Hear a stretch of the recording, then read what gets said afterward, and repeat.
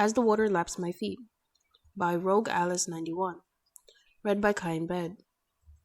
Relationship includes Harry Potter and Draco Malfoy, Neville Longbottom, and Ginny Weasley.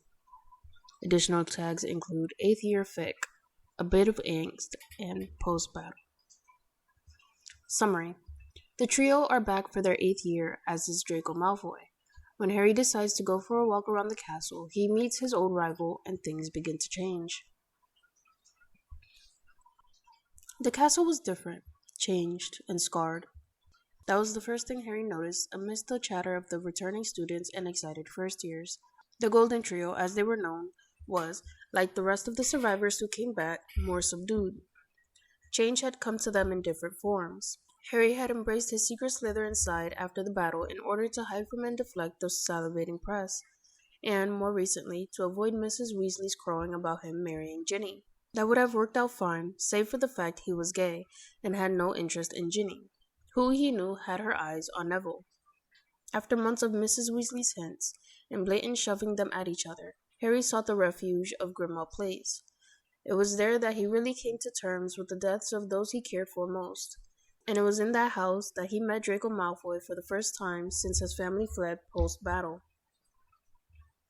Harry sneezed again as he beat out the worn mothy cushion. Dust motes swirled in the air, and he had to wonder what the point of cleaning this old house was. He loved the place, to be sure. It was his last link to Sirius. But gods, how musty and ragged it had gotten since he freed Kreacher. Hermione had insisted, still out for her house elf rights, that the old elf was in dire need of retirement. And so, here Harry was in a stained old shirt of Dudley's and 2 small track bottoms, cleaning the house from cellar to attic. He was up on the 2nd floor now, and it was late. Just as he headed up to Sirius's old room, he heard the fireplace in the library flare up, signaling the flu. Harry frowned and shouted down the hall, "Miney! Ron!" A harsh laugh sounded, but was cut off by a sharp, "Hush, Draco!" Green eyes were comically wide behind wire-framed glasses. Malfoy's, he thought, and headed to the library.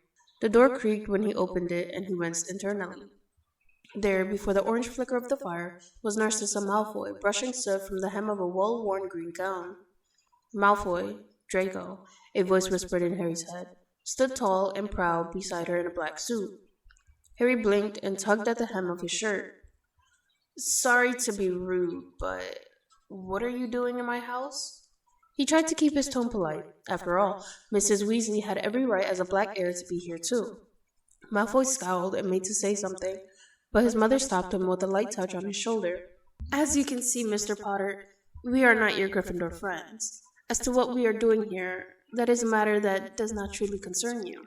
Her tone was pleasant, with an icy undercurrent. Still, Harry bristled at the outright dismissal. "Like I mentioned before, this is my house. Sirius gave it to me in his will. He'd be damned if he was going to let the ferret and his ice cream mother do anything in his home." Malfoy snarled and stepped up, radiating anger. "Don't talk to my mother like that, Potter. Let us get what we came here for, and we'll leave your house." Harry snorted and narrowed his eyes. "Likely, very likely, Malfoy. But have it your way." He stepped aside and gestured out into the hall. The 2 blondes swept out of the room and made their way to wherever they were going in the house. Harry sighed and sat in one of the hard wing-back chairs, running a hand through his messy hair. He stared into the crackling fire and wondered what the Malfoy duo had come to retrieve.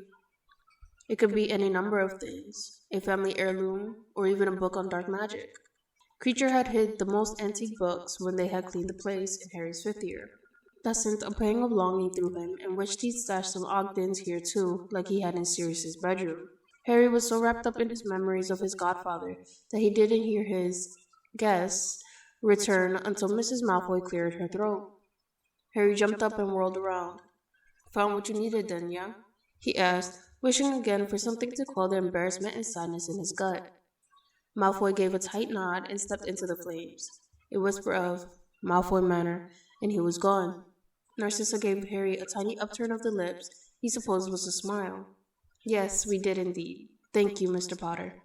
And with that, she too was gone in a rush of emerald flame. "I really need that drink now," Harry muttered as he headed downstairs. Harry waited until everyone had gone up to their dormitories before he slipped out to go to the room of requirement, or at least to the stretch of wall it now just was. The room had been unable to repair the damage from the fire. As he walked, Harry thought about that night, and how scared he was, and how surprisingly good Malfoy's arms had felt around his waist. After seeing Malfoy at Grimmauld, all he could think about at night was the blonde, and how smooth his skin looked, and how he imagined those pink lips would feel against his. It always led to him wrapping a hand around his cock and jerking off while picturing that pale, sneering face. The only time he used Malfoy's first name was when he came, and only if he was the only one in the house. Harry stopped near the blank stretch of wall and began to walk back and forth 3 times. As expected, nothing came up, not even the door to the broom closet. He closed his eyes and slumped against the cold stone, flashes of everything that had happened in the room playing in his head. Saving Malfoy and his cronies, finding the diadem, DA meetings, kissing Cho, and suddenly he was imagining Malfoy in Cho's place.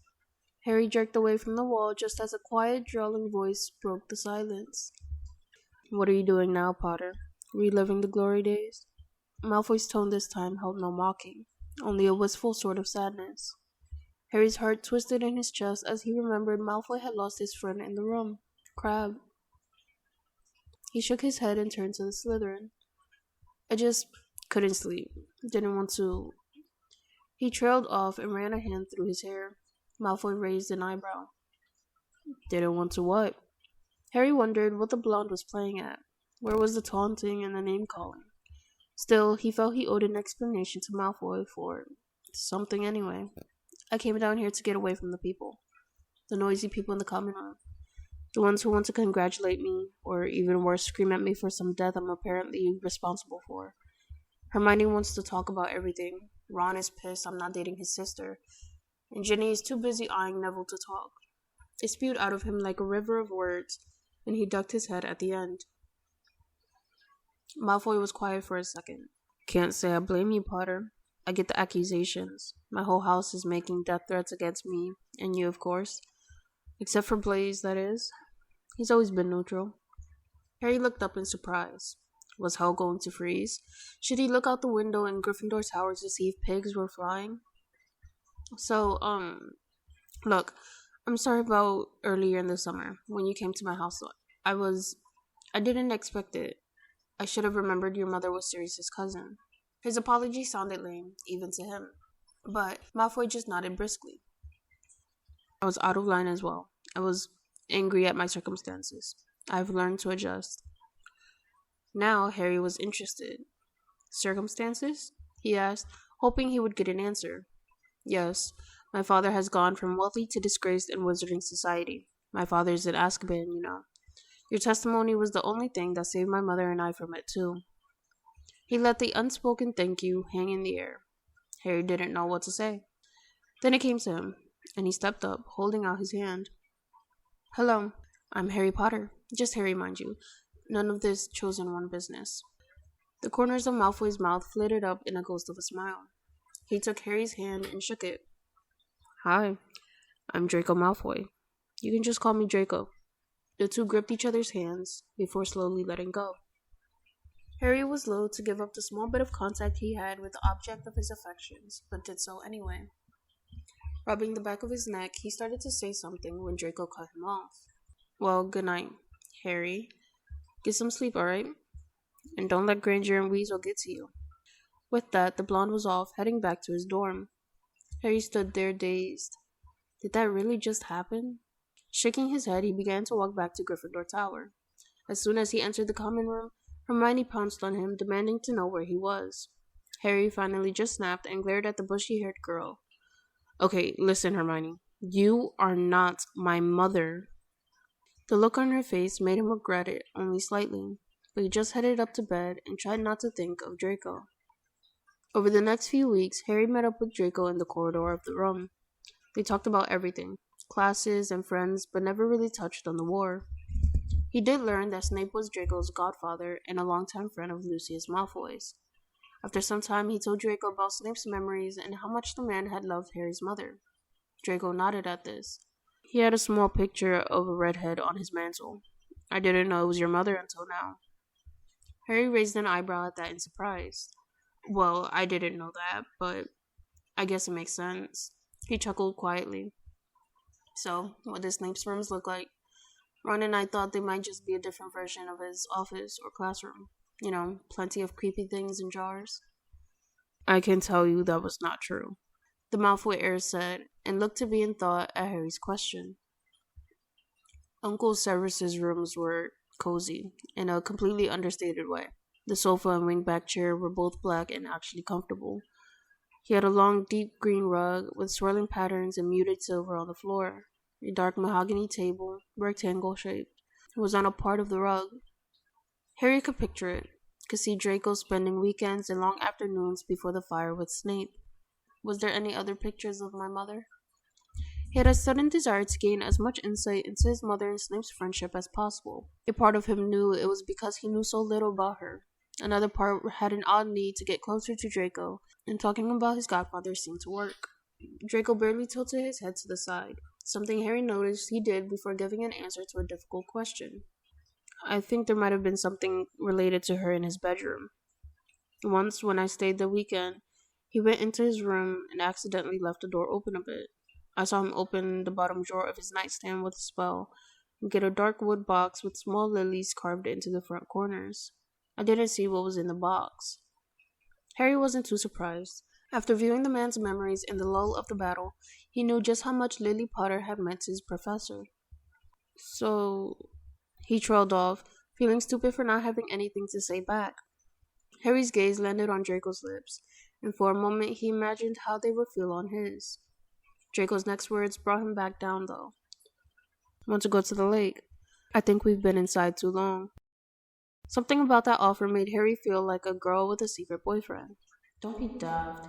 He's probably not even gay, and if you tried anything he'd freak, then what would you do? His inner voice sounded both logical and blunt. Like Ginny, really. Then he realized that he needed to give an answer.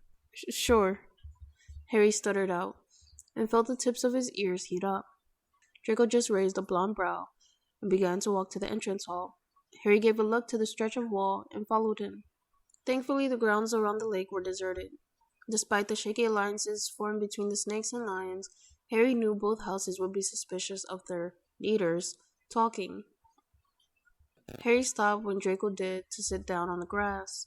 What do you think our houses would do if they saw us together? Harry asked, voicing his previous thoughts. Draco leaned back on his elbows, completely destroying Harry's pictures of the ever-stately Malfoys. Well, my house wouldn't do a lot except sneer and make even more threats. Your house, they'd probably get mad, especially Weasel. He'd explode or have a heart attack or something. Granger would be pretty alright, though, I think.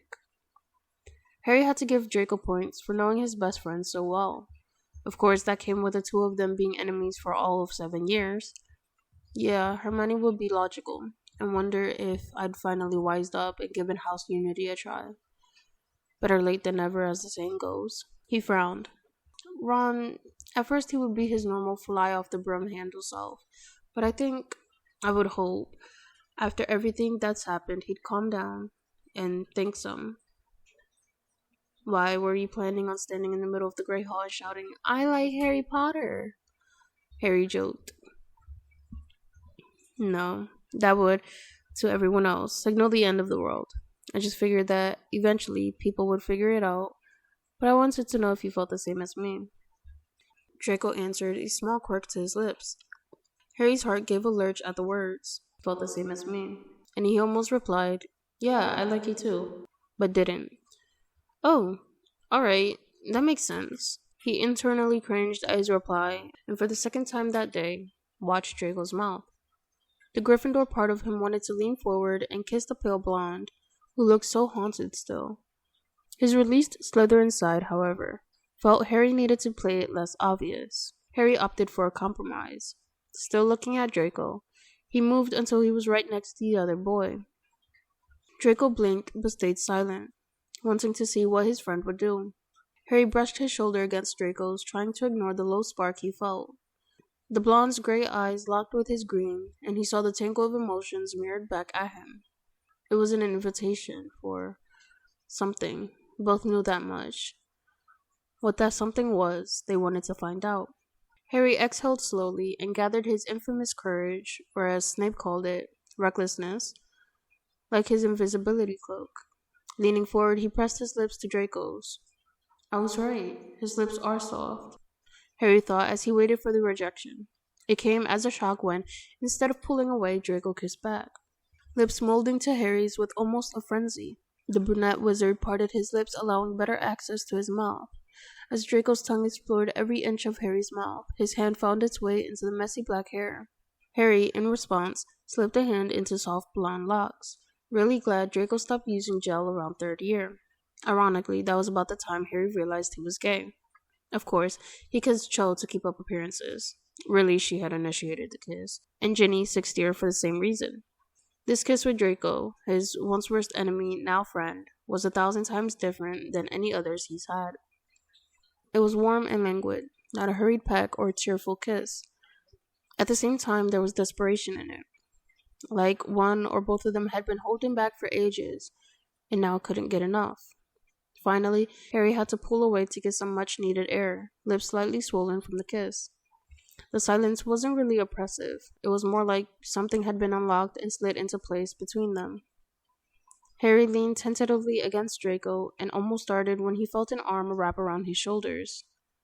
Strange though it looked, he had never been more comfortable than he was now, in the arms of a former enemy. It could have been like this much sooner, Draco said, breaking the silence at last. Harry looked and saw him staring straight ahead at the lake. Now his curiosity was piqued. How much sooner? He asked, wondering if he really needed to know the answer. Draco turned and gave him a trademark smirk. 6th year. I thought you liked me by the way you were always watching me. Harry blushed. Actually, I was kind of spying on you that year. I knew you were doing something when I saw you that summer at Borgin and Burke's. Of course, Hermione thought I was stalking you, but Ron believed me. He waited for the hiss of anger, but it never came. Sneaking a glance at Draco, he saw surprise and respect. You'd make a good Slytherin. I never even knew anyone was stealing me, Draco said. I was preoccupied with something else then, so I guess my own subterfuge skills were lacking.